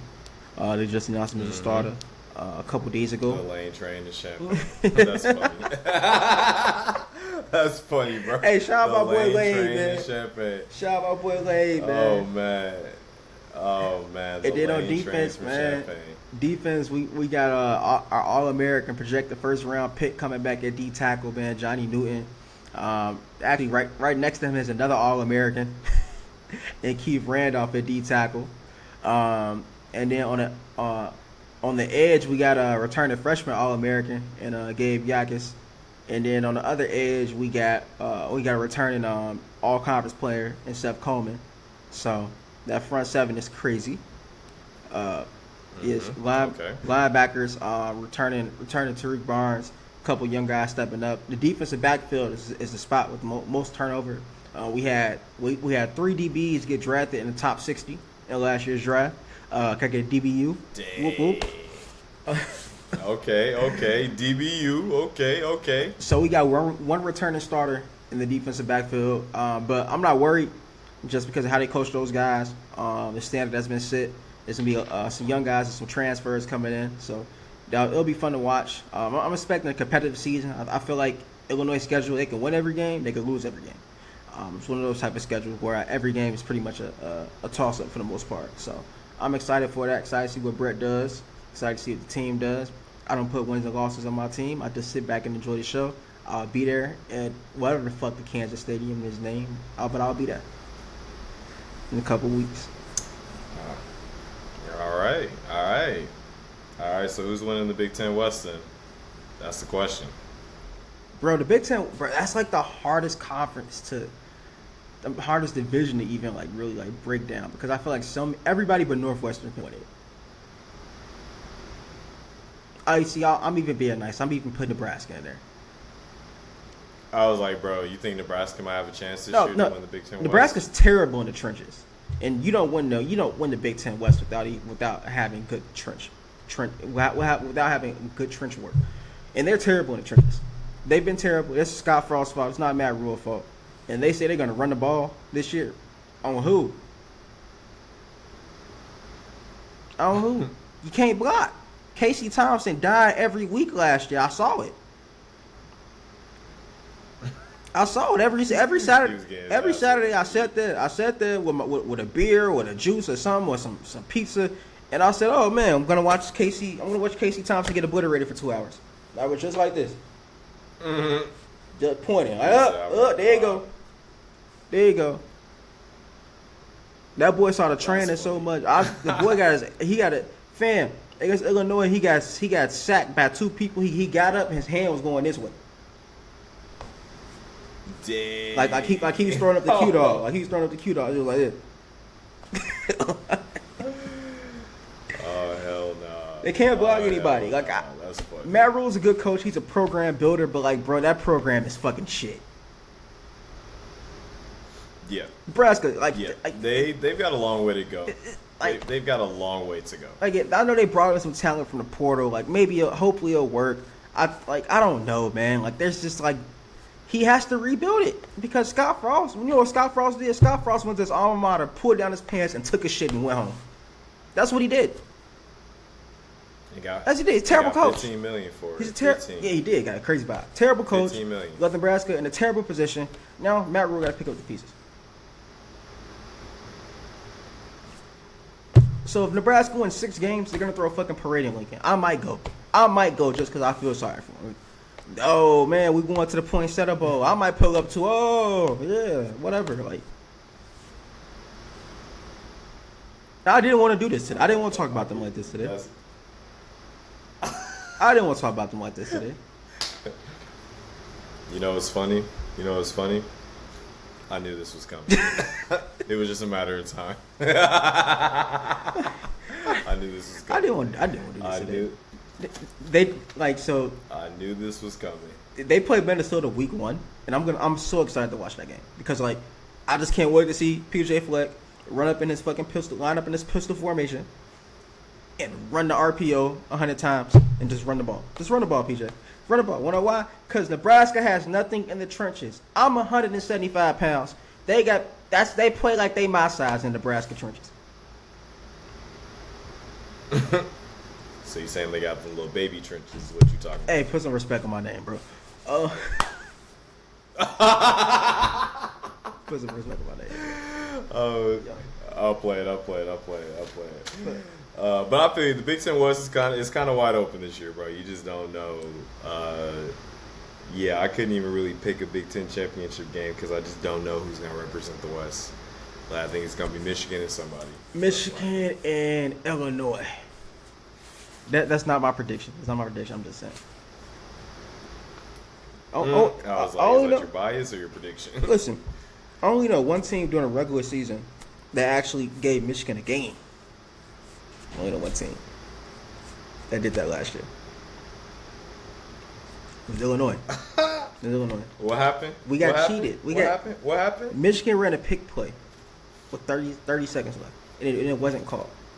And we can get into that. They wanted to see Ohio State and Michigan undefeated playing each other. That's what they wanted to see. We won that game. You know what I'm saying? Illinois won that game. That's why Brett went into the press conference and said, hey, you know what I'm saying? Listen, like, he basically said, hey, we playing against Michigan and we playing against a couple other people right now. That's what he said. And so, and you know what the Big Ten did? The Big Ten fucked us with our 2024 schedule for Brett talking shit. But it's okay. We can get to the SEC, bro, because I'm going to get mad. Now to the best conference in college football. The best conference in college football.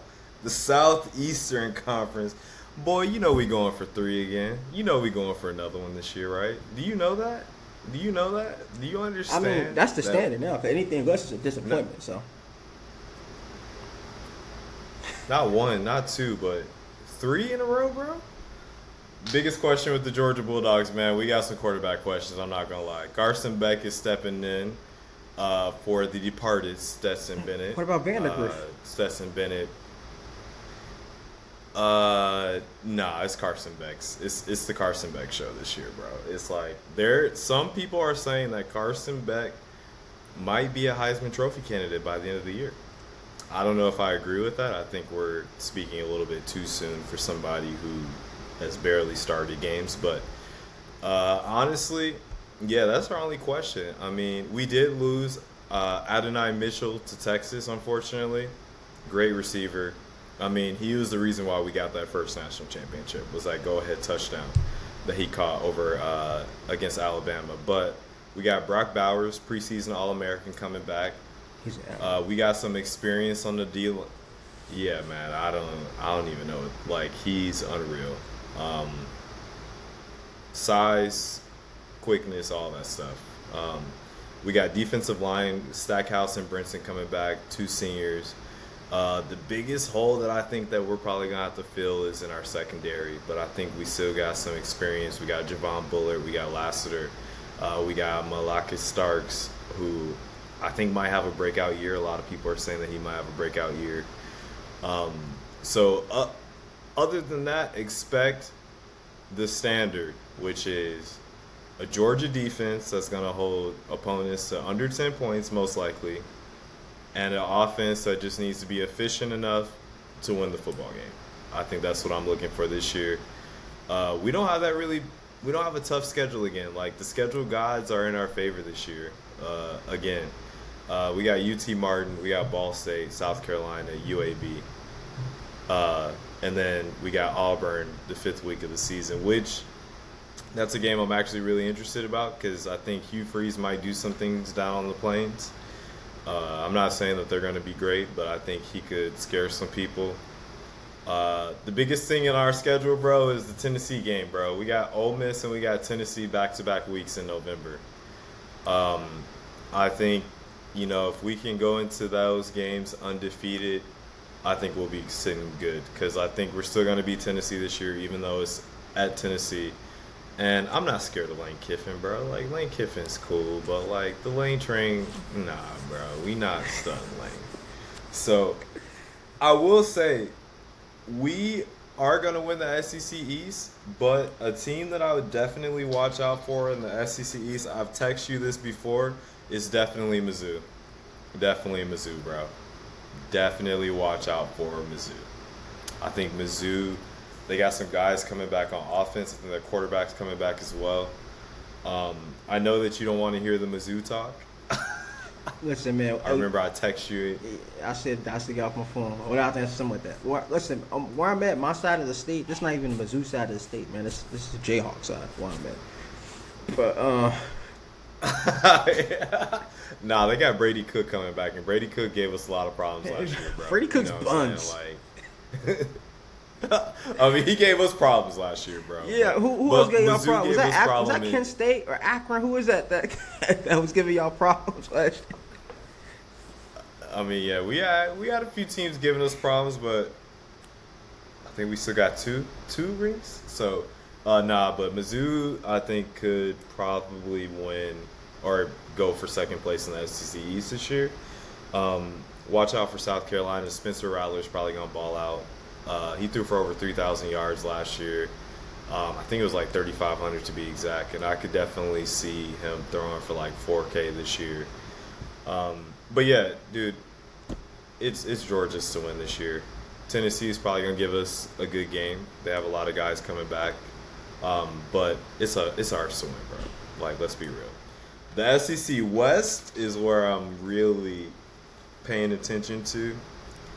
Because I think Brian Kelly wins the SEC West again this year, bro. I don't think Bama's that good this year. I don't think they're good enough to beat LSU. And especially with Jaden Daniels coming back, bro, like, they could be special, bro. LSU's good. They could be special. Yeah, Bama doesn't have a quarterback. Bama brought in a transfer from Notre Dame. And the latest report I had read on it is that, like, he was third string. So the transfer that you brought in to push your guys ended up being third string. So I think Jalen Milroe's gonna be the starter. And he's like, the boy can run, but he's not the best thrower. So does that put you in the Jalen Hurts pre-Oklahoma situation? We'll see.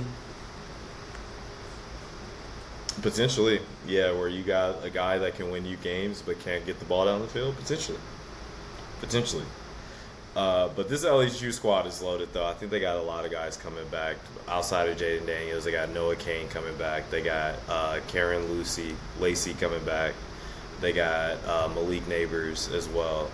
And then that defense, it could be suspect because they got a few holes that were plugged in the transfer portal. Notably, Omar Spites is coming over, linebacker transfer. Also, I think Zy Alexander, I think he's a transfer too as well. But when it all comes down to it, I think it's going to be a LSU Georgia year in the SEC championship game. And I think if LSU manages to only lose one game this year, and that's in the SEC championship game, I think that we could see two teams from the SEC in the college football playoff. Do I think that's gonna happen? Probably not. Probably not. I'll say this really quick too about LSU. Harold Perkins at linebacker is a man child. Sophomore this year. He like that. He is like. Yep. Mm-hmm. So I'm excited. Mm-hmm. I'm excited to see him play. Watch him play. Yeah, and I think this will be an overall improved Brian Kelly squad. Last year they brought in a lot of guys from the transfer portal. You know, they kind of threw it all together, and it just happened to work. But I think this year you're going to see a lot of guys break out on this LSU squad. I'm not going to say they're going to be like 2019 LSU because, like, yeah, that's generation. Bro, you can't be 2019 LSU. Yeah, but like there will never be a team like that in college football again. But definitely think they beat Alabama, and I think they might give us some fits in the SEC championship game. But I think it's still Georgia's to win. And a team that I will watch out for in the SEC West is definitely Arkansas. Definitely Arkansas. KJ. Watch out for KJ Jefferson, bro. Like, he can ball out. Was he a senior this year too? Yeah, I think this is last year. I think so. But yeah, KJ Jefferson. Then you got Rocket Sanders right next to him. Yeah. Mm-hmm. And Rocket Sanders, he's put in work in the SEC, bro. Rocket Sanders is that dude. Yeah, he could ball. He could ball. He is that dude. It's him and Quinshawn Judkins, the two best backs in the SEC, in my opinion. Okay. Yeah, I think Arkansas, I could see them maybe beating Bama too this year. I think Bama might lose 2 or 3 games. How bad do you think Bama's going to be? With all due respect to Arkansas, how bad do you think? You think Bama will be like 8-4? I don't think they're going to be 8-4, but I can foresee a situation where they lose 2 to 3 games. Texas, LSU, those are 2 L's, I think. And then I think the Arkansas game is a toss-up.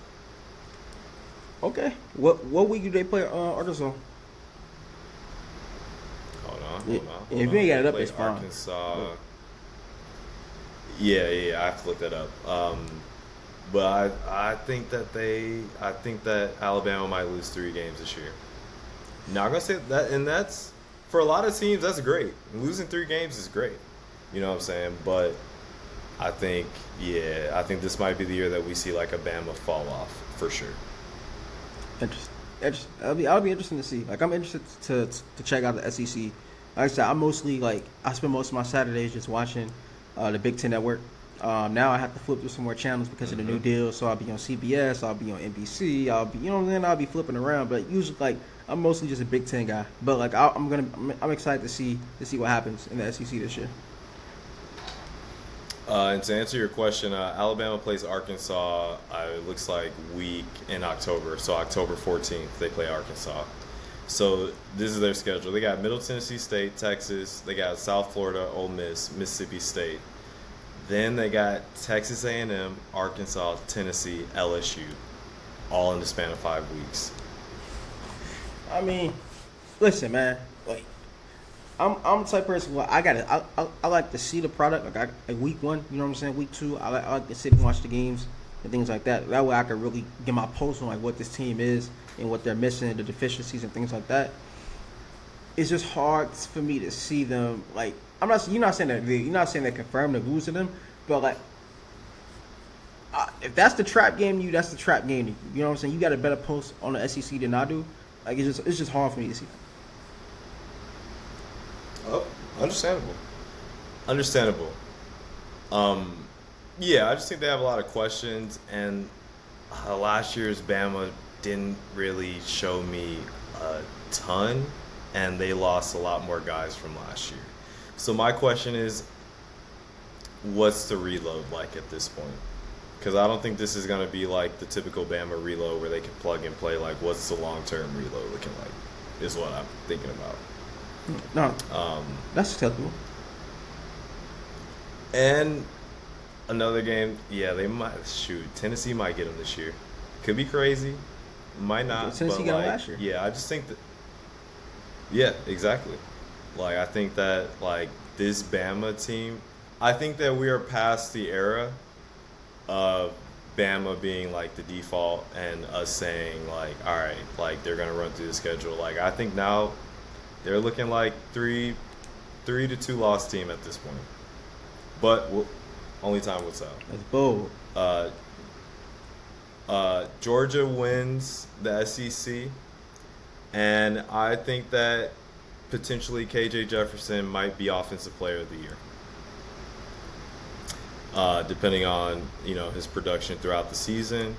A lot of guys are saying, a lot of the media, especially in the SEC, they're talking about Carson Beck, and I just think that that's crazy. And I'm a Georgia fan, so I think that KJ Jefferson, he could definitely put up some numbers to be Player of the Year. Okay, if we're just speaking from the quarterback position, I just think sheer numbers wise that Joe Milton might be in the best position just because of how our offense is. With the numbers to be Offensive Player of the Year. I could agree with that. Like I'm not predicting that. I can see that. Yeah, like I'm not predicting. I'm just saying like because like in the position because he'll probably have throw for like 5,000 yards. Yeah, and like Tennessee's got like four of their 5 wide receivers coming back from last year too. Like they're stacked. That's why I said earlier in the podcast I think Tennessee kind of got shafted because they are indeed stacked this year outside of Hendon Hooker. But we'll see. All right. I don't know. I think KJ Jefferson. I think this is year. And due to time constraints, because a brother got to eat, and we all been on for an hour 40. I just want to touch on like a couple quick things. I'm going to share. I'm going to go ahead and share like my top Week 1 games that I'm excited to see. And then I also want to hear your way too early playoff list. All right, so I'll start my top Week 1 matchups because the Week 0 slate is terrible. It's terrible. But for me, my Week 1 matchups, I want to see Illinois versus Toledo. Number 1, I'm biased, and number 2, Toledo is good. Toledo won a MAC last year. Toledo also receiving votes in the top 25. They have a really good quarterback in DeQuan Finn. They have a good defensive backfield, and they also have a stable of receivers that if Illinois takes this for granted, Toledo can win that game, and that'll just kind of ruin like all the momentum for the season. But like it's something that's very possible, and they have to be aware of that. Like it's the typical you point a mid-major, you point the good mid-major team, and you may not think that they're as good as they are. Type of thing. So I think that's a game to watch. Game I'm excited to see. Florida at Utah. Last year, Anthony Richardson showed out, and the Gators were able to get the win in the Swamp. This year, Florida is going to Salt Lake City to play Utah. Cam Rising, I think he was torn ACL or his Achilles or something. I know he was hurt. He got hurt in the Rose Bowl last year, and so he's been recovering. So I'm not sure if he'll be 100% ready to go. But either way, I think it'll be a good game. I'm looking for Utah to get their revenge. Get their revenge in Salt Lake City. That's a tough place to play. That's a long trip if you're Florida. So I'm excited to watch that game. Nebraska at Minnesota, like I said before, I like the way Minnesota plays. Very fundamental ball control. They win the game up front in the trenches. They have a very good defense. It's going to be a really good test when it comes to Nebraska's trenches, and if they're able to survive and play in the Big Ten West up front, because they were not ready to do that the past few years. And then Utah State at Iowa. Iowa's probably going to win this game, but I want to see if Iowa can score more than 10 points this game. That's my thing. I want to see that. Last year against South Dakota State, they scored, I think it was either 6 or 9 in their first game of the season. So I want to see if they're able to actually put points on the board against a mid-major opponent. The game after that is North Carolina and South Carolina. Drake May versus Spencer Rattler. This game going to be points. So that's an excitement I'm looking for. I have North Carolina winning this game just because I think Drake May is a better quarterback, and I think it's going to come down to quarterback play to win this game. And last but not least, LSU versus FSU. That last year's game was amazing. I think this year's game will be amazing. Two very, very talented teams, two good coaches, two good quarterbacks, And like we talked about earlier, this is a game that will set the tone for those two teams. And then both two teams in the top 10 that they could meet again. They can meet again the first game of the season and meet again at the end of the season in a playoff. There's a possibility for that. So it'll be exciting to see that, especially if they end up meeting in the playoff. You kind of see, like, all right, like how do both these teams progress and how they match up head to head at the end of the season compared to how they did in the beginning of the season. So those are my top 6 games. I'm looking forward to watching next Saturday. So. All right, and I got you on the early college football playoff predictions. All right, so I stepped out on a whim here. I got Georgia, number 1. Oh, what a whim. I got Penn State at number 2, winning the Big Ten championship.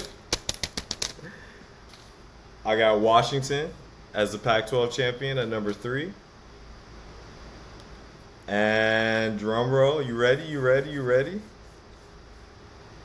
Texas is back this year, baby. I got Texas going in at number 4, Big 12 champion. Yeah, that's my early top 4 for the college football playoff. I could be very wrong, especially about the Penn State pick. I just feel like this is like one of those years where they might do it, Cam. They might do it, bro. They just might. But I think for sure Washington goes in with 1 loss and they win the Pac-12. And I think Texas goes in with 1 loss and I think they win the Big 12. I think that whoever the ACC championship is or champion is, I think they get shorted this year, unfortunately. That's where I'm at. I want you to say that list one more time, just so we can have this. It's out in the air, and it's gonna sit here and live here. I got Georgia, Penn State, Washington, and Texas. Georgia, Penn State, Washington. Texas. I'll say I'll at least get Georgia right for sure. That's like my for sure pick. Yeah, that's like the when you play bingo. When you on bingo, you got your free space. Yeah, exactly. exactly. Nah, honestly, like, look, I couldn't even choose between Michigan and Ohio State, to be honest with you. Like, that was just like, so I was like, look, I'm just gonna go for the wild card with Penn State. That's how tough I feel like the Big Ten is gonna be this year. Like, we just don't know until it happens. So, yeah, I think Michael Penix wins Player of the Year in the Pac-12 and leads Washington to the conference championship. And I think that, yeah, Texas is back, baby. It's hard to pick against Texas this year. It really is. Yeah, no, I agree. Like, I think Texas is going to be good. I like Sark. I think they're going to take a step as a program, and that could be playoffs. It could be playoffs. It could be just winning the Big 12 championship. Either way, it'll put them in a better space they've been in the past few years. So I'm excited to see that. But I'm just excited for college football season in general. Like, I feel like we've been waiting for so long. It's finally back. It's finally here. It's just sucks that the week 0 slate is terrible this weekend, because I feel like that there could be so much more excitement going on right now. But it is what it is. Yeah, for sure. For sure. All right. And with that being said, this is the conclusion of episode 1. We gave y'all a good hour 47. Hope y'all enjoy it. Go ahead and stream. Follow us on social media. I'm at Camden Mars. You want to share your social? I'm at JTJumps23. Follow me on Instagram, Twitter, all that stuff. All right. Thank y'all. Have a good night. Hey, then, so.